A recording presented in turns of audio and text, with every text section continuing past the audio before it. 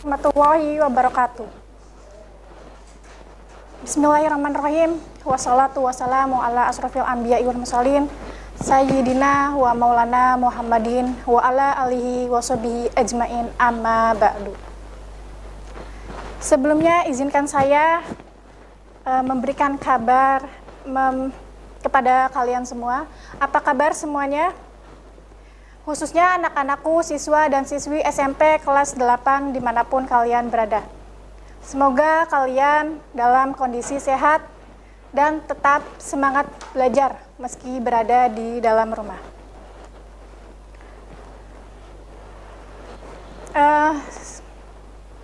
Tak lupa, Ibu ingin mengingatkan tentang protokol kesehatan.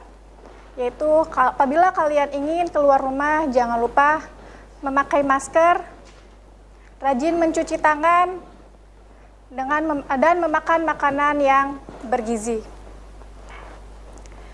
Ya, kali ini Ibu akan menjelaskan materi tentang ayat Al-Quran, yaitu Al-Furqan ayat 63. Silakan alat tulisnya dipersiapkan, pulpennya, bukunya. Sudah siap semua? Ya, silakan duduk yang manis dan tetap fokus pada pembelajaran kali ini. Oke, tujuan pembelajaran kali ini yaitu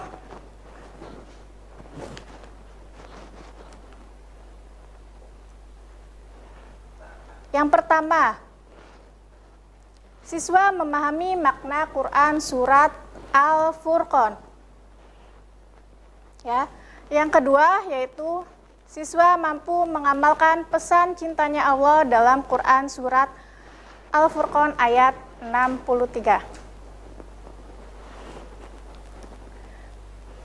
Baiklah, kita sama-sama membaca. Oh ya, satu lagi yaitu siswa memahami hukum tajwid dalam Quran surat Al-Furqan. Oke. Baiklah, sama-sama kita membaca Quran surat Al-Furqan ayat 63. Sudah dibuka Qurannya? Ya, sebelumnya kita membaca ta'awudz terlebih dahulu. A'udzu billahi minasyaitonir rajim. Bismillahirrahmanirrahim. Wa ibadu rahmanil ladzina yamshuna 'alal ardi hauna wa idza qatabahumul jahiluna qalu salama. Ya. Artinya, dan hamba-hamba Ar-Rahman, Allah yang Maha Penyayang. Yang beriman ialah orang-orang yang berjalan di atas bumi dengan rendah hati dan penuh ketenangan. Apabila orang-orang jahil menyapa mereka dengan keburukan, mereka tidak membalasnya dengan kata-kata yang semisalnya.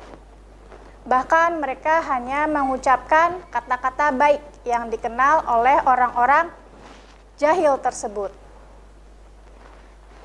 Itu adalah isi kandungan dalam Quran surat Al-Furqan. Oke, masih tetap fokus ya. Setelah membaca Quran surat Al-Furqan, di situ terdapat pesan cintanya Allah dalam Quran surat Al-Furqan ayat 63. Ada yang tahu apa saja pesan cintanya Allah dalam Quran surat Al-Furqan? Ya, kita bahas bersama-sama, yaitu yang pertama. Allah menghendaki agar kita memiliki sifat rendah hati. Ya, rendah hati itu apa? Ada yang tahu? Oke, rendah hati atau bisa disebut dengan tawadu, yaitu tawadu adalah merendahkan hati kita, baik di hadapan oleh Allah maupun di hadapan oleh sesama manusia. Karena kita itu di mata Allah sama, yang membedakan adalah amal dan perbuatan. Mau kaya, mau miskin, mau pintar, mau bodoh atau apapun itu, yang membedakan kita adalah amal dan perbuatan. Sifat rendah hati, ada yang tahu contoh-contoh dari orang yang memiliki sifat rendah hati? Ada yang tahu semuanya? Coba ajungkan tangan yang tahu. Ya, sifat rendah hati, ciri-cirinya yaitu selalu berkata lemah lembut dan menghormati orang yang lebih tua, ya. Jadi kalau misalnya ada orang yang lebih tua, kita harus menghormati dan tidak meninggikan suaranya.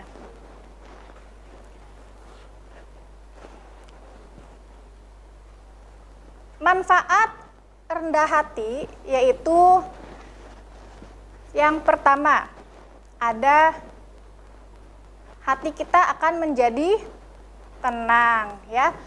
Manfaat rendah hati yang pertama yaitu hati kita akan menjadi tenang. Dan yang kedua yaitu memiliki banyak teman. Yang kedua memiliki banyak teman. Yang ketiga ada lagi, siapa yang tahu? Disegani oleh orang lain, ya.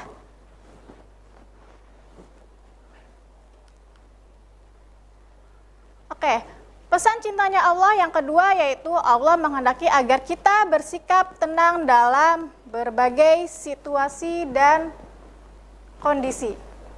Maksudnya seperti apa? Ya, di dalam kondisi apapun kita harus tetap tenang. Contohnya dalam pandemi COVID ini. Dalam pandemi COVID ini bolehlah kita khawatir, tetapi jangan terlalu berlebihan, ya. Yang penting kita tetap menjalankan protokol kesehatan dan berdoa kepada Allah, ya. Ya, pesan cintanya Allah yang ketiga yaitu Allah menghendaki agar kita selalu membalas keburukan dengan kebaikan. Jadi kalau misalnya ada yang usil sama kita, ada yang jahil sama kita, jangan kita membalas mereka kembali, ya. Tetapi harus membalasnya dengan kebaikan. Apabila keburukan itu dibalas dengan keburukan lagi, apa bedanya kita dengan orang tersebut? Sudah mengerti sampai di sini pesan cintanya Allah dalam Quran surat Al-Furqan ayat 63? Kalau belum, Ibu ulangin lagi. Ya, pesan cintanya Allah dalam Quran surat Al-Furqan ayat 63 yang pertama yaitu Allah menghendaki agar kita memiliki sifat rendah hati. Ya, yang kedua, Allah menghendaki agar kita bersikap tenang dalam berbagai situasi dan kondisi. Dan yang ketiga, Allah menghendaki agar kita selalu membalas keburukan dengan kebaikan. Ya, baiklah, setelah kalian mengetahui pesan-pesan cintanya Allah di dalam Quran surat Al-Furqan, Ibu mau memberikan soal latihan untuk kalian. Coba, siapa yang tahu pesan-pesan cintanya Allah dalam Quran surat Al-Furqan? Siapa? Acungkan tangan. Ya. Oke, bagus. Ya, yang pertama yaitu Allah menghendaki agar kita merendahkan hati. Yang kedua yaitu Allah menghendaki agar kita bersikap tenang dalam berbagai situasi dan kondisi. Yang ketiga, Allah menghendaki agar kita selalu membalas keburukan dengan kebaikan, karena kebaikan sekecil apapun akan dibalas oleh Allah Subhanahu wa taala.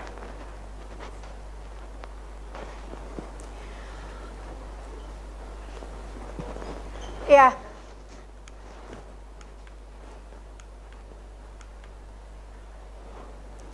Ibu ulang lagi untuk Oke, cukup mungkin penjelasan dari pesan-pesan cintanya Allah dalam Quran surat Al-Furqan ayat 63. Jangan lupa tetap berada di dalam rumah. Apabila kalian ingin keluar rumah, jangan lupa tetap memakai masker dengan rajin mencuci tangan serta memakan makanan yang bergizi. Baiklah, sesaat lagi kalian akan mendapatkan pelajaran tentang ilmu tajwid yang terdapat dalam Quran surat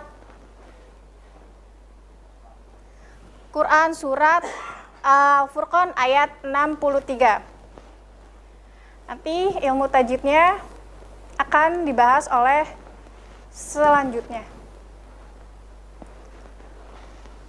Baiklah, pengen tahu, penasaran tentang ilmu tajwid yang terdapat dalam Quran surat Al-Furqan? Saksikan sesaat lagi dan jangan kemana-mana.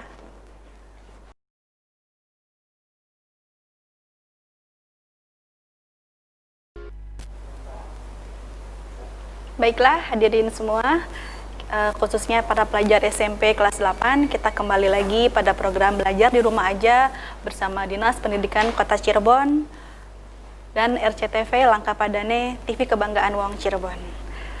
Setelah tadi kalian menyaksikan pemaparan materi dari Ibu Leli tentang isi kandungan atau pesan cintanya Allah dari Quran surat Al-Furqan ayat 63, sekarang kita beranjak pada materi yang kedua, yaitu tentang hukum bacaan mad tabi'i. Nah, sebelumnya untuk kalian yang belum menyiapkan Al-Quran agar dipersiapkan terlebih dahulu, kita akan bersama-sama untuk membacakan Quran surat Al-Furqan ayat 63 bersama-sama. Kita mulai dari ta'awud dulu ya.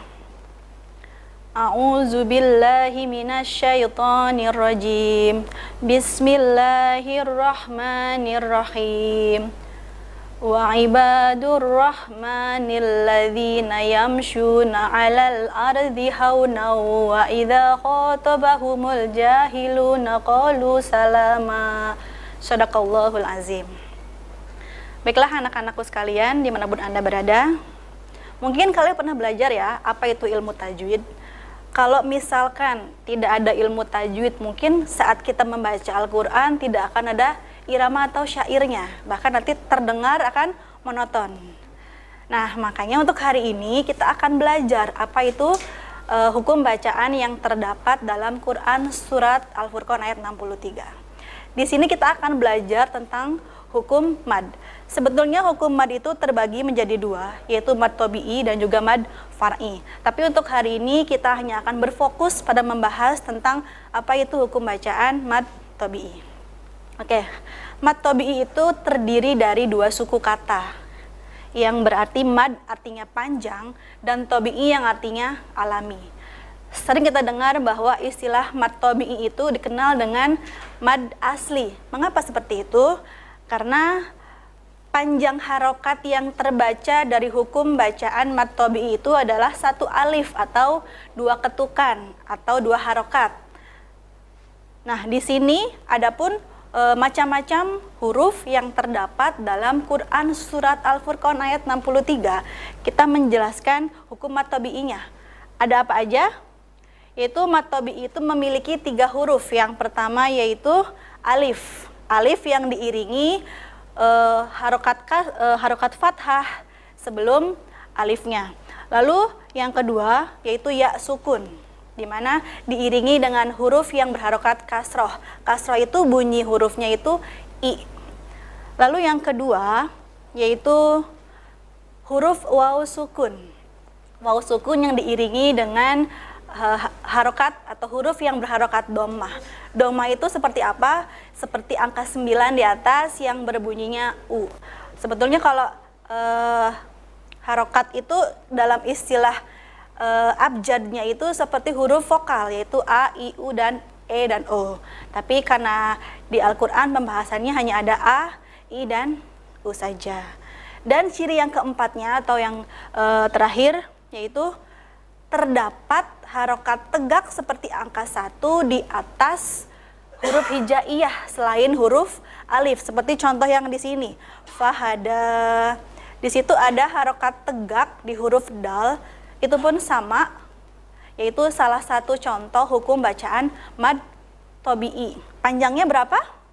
Iya, 1 alif atau 2 harokat. Kalau kita bingung, kita bisa hitung menggunakan jari. Berapa ya panjang harokatnya? Kita menggunakan jari. Fahada, menggunakan ibu jari dan telunjuk untuk menghitungnya. Oke, itu untuk yang penjelasan mad tabi'i. Nah, ini ada contoh-contohnya. Di sini Ibu kasih banyak ya, karena barangkali masih ada yang bingung, karena memang terkadang hukum bacaan mad ini suka membingungkan, bahkan banyak yang keliru. Oke, di sini perhatikan. Ini yang pertama ada wala.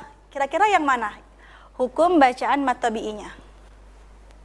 Iya, betul sekali. Di situ ada huruf lam yang berharokat fathah berhadapan dengan huruf alif, karena itu huruf lam alif. Jadi mad tabi'inya terletak pada lam alif, lam yang berharokat fathah berhadapan dengan huruf alif. Lalu yang kedua, dibacanya apa? Ya, itu bima ya. Bima. Yang mana mad tabi'inya? Iya, betul sekali. Yang huruf mim. Yang huruf mim berharokat fathah bertemu dengan alif. Panjangnya jangan lupa hanya 2 ketukan atau 2 harokat. Lalu yang ketiga, sama'una.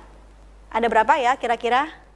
Ya, di sini ada 2 contoh hukum bacaan mad tabi'i. Yang mana aja? Ya, yang mim bertemu alif. Di situ ada harokat fathah di huruf mim berhadapan dengan alif. Kemudian ada huruf ain yang berharokat dhammah, yang dibacanya U.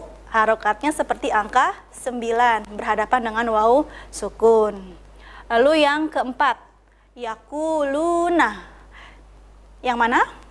Ya, di situ ada huruf qaf berhadapan dengan huruf waw sukun, lagi-lagi dhammah ya. Lalu kemudian luna, huruf lam harokat dhammah berhadapan dengan waw sukun. Yang selanjutnya yaitu hadza. Nah, di sini agak berbeda, yaitu hadza. Kok hanya nggak ada alif, nggak ada ya sukun, nggak ada waw sukun ya? Ya, karena di situ ada harokat tegak seperti angka 1. Itu pun sama hukum bacaan mad tabi'i selain pada huruf alif. Ketukannya sama, yaitu 2 harokat. Lalu yang selanjutnya kisosun, yaitu huruf sod. Huruf sod berharokat fathah berhadapan dengan alif. Selanjutnya di sini ada fiha. Ada berapa berarti? Ya, ada 2, yaitu huruf fa yang berharokat kasroh. Apa kasroh itu? Yang bunyinya i berhadapan dengan huruf ya sukun. Sukun itu artinya mati ya. Kemudian ha, ada huruf ha berharokat fathah berhadapan dengan alif. Sudah paham semuanya? Oke, kalau masih ada yang bingung, kita bahas ke contoh yang di sampingnya ya. Di situ ada hadu. Mengapa dikatakan hukum bacaan mad tabi'i? Karena hadu merupakan salah satu yang termasuk ke dalam hukum bacaan mad tabi'i. Contohnya yang ada haknya itu ha, huruf ha itu berharokat fathah, betul. Berharokat fathah pasti berhadapan dengan huruf alif. Kemudian ada huruf dal. Ha, du itu harokatnya apa? Iya, dhammah berhadapan dengan huruf waw sukun. Kemudian untuk yang selanjutnya, barangkali yang terakhir ini ala. Oke, di situ ada harokat yang berdiri tegak seperti angka 1. Ingat, itu pun hukum bacaan mad tabi'i. Panjangnya berapa? 2 ketukan. Semuanya sudah paham? Oke. Sebagai refleksi, kalian bisa cek di Al-Quran kalian, dibuka Al-Qurannya. Kalau yang masih bingung, Al-Furqan terdapat di surat ke-25, kalian buka di ayat 63. Oke, kita kembali lagi ke awal ya. Kalian cari di situ di Al-Furqan ayat 63 ini, kira-kira di situ ada nggak ya contoh hukum bacaan mad tabi'inya? Ada? Ada berapa? Ya, betul sekali. Di situ ada ya. Kalau kita hitung, kira-kira di situ ada 11 contoh hukum bacaan mad tabi'i. Kok ada 11? Kita jelaskan satu persatu. Yaitu yang pertama, wa ibadu. Kenapa itu mad tabi'i? Ya, karena huruf ba-nya berharokat fathah berhadapan dengan alif. Kemudian wa ibadur rahmani, mani. Di situ huruf mimnya berharokat tegak atau seperti angka 1. Kemudian ladzina, dzina, yaitu huruf dzal yang berharokat kasrah berhadapan dengan ya sukun. Kemudian yamsyuna, huruf shin berharokat dhammah berhadapan dengan waw sukun. Lalu selanjutnya yaitu alal ardi hauna wa idza. Dza itu apa? Ya, mad tabi'i. Kenapa? Karena dzalnya berharokat fathah berhadapan dengan alif. Lalu yang selanjutnya kho itu huruf kho yang berharokat fathah berhadapan dengan huruf alif. Kemudian khotobahumul ja. Di situ jimnya panjang ya, yaitu memiliki harokat tegak seperti angka 1, jahilu. Lu di situ hurufnya yaitu huruf yang berharokat dhammah berhadapan dengan u. Qalu salama. Shadaqallahul azim. Baik anak-anakku sekalian, itulah contoh-contoh atau bagian hukum mad tabi'i yang terdapat dalam Quran surat Al-Furqan ayat 63. Ibu harap dengan pemaparan ini kalian bisa memahami apa itu hukum bacaan mad tabi'i, kemudian bisa menyelesaikan setiap tugas-tugas yang memang ada soal tentang hukum bacaan mad tabi'inya. Akan Ibu ulang kembali ya untuk materi yang awal dari Ibu Leli tadi tentang isi kandungan Quran surat Al-Furqan ayat 63, di mana di situ Allah sampaikan bahwa Allah itu menyukai orang-orang yang rendah hati. Yang rendah hati itu apa? Rendah hati itu dikenal dengan istilah tawadu. Artinya lawan kata rendah hati itu adalah tinggi hati, yaitu sombong. Secara garis besar, rendah hati itu artinya tidak sombong. Supaya mudah dimengerti aja ya, tidak sombong. Contohnya apa? Tadi yang kata Ibu Lili sampaikan, berbicara lemah lembut, tidak meninggikan suara, kemudian berbicara kepada orang yang lebih tua itu lebih sopan, jadi saling menghargai. Di situ pun ada penjelasan surat cintanya Allah yang terkandung dalam Quran surah Al-Furqan ayat 63.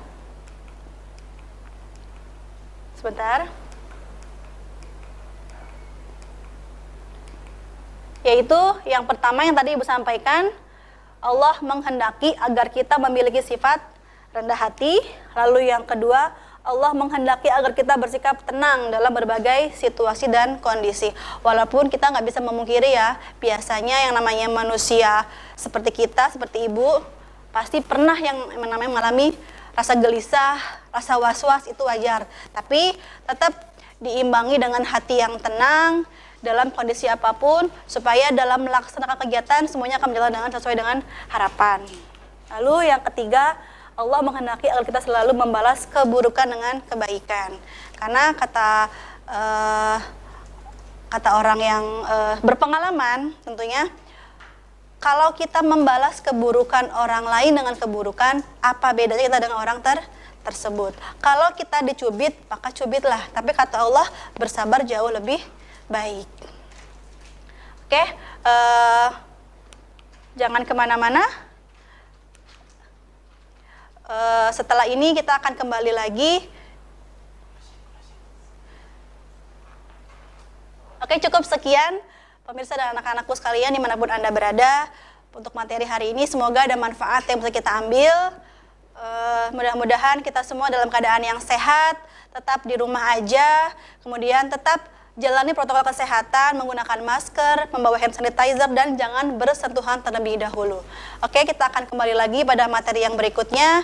Cukup sekian. Assalamualaikum warahmatullahi wabarakatuh.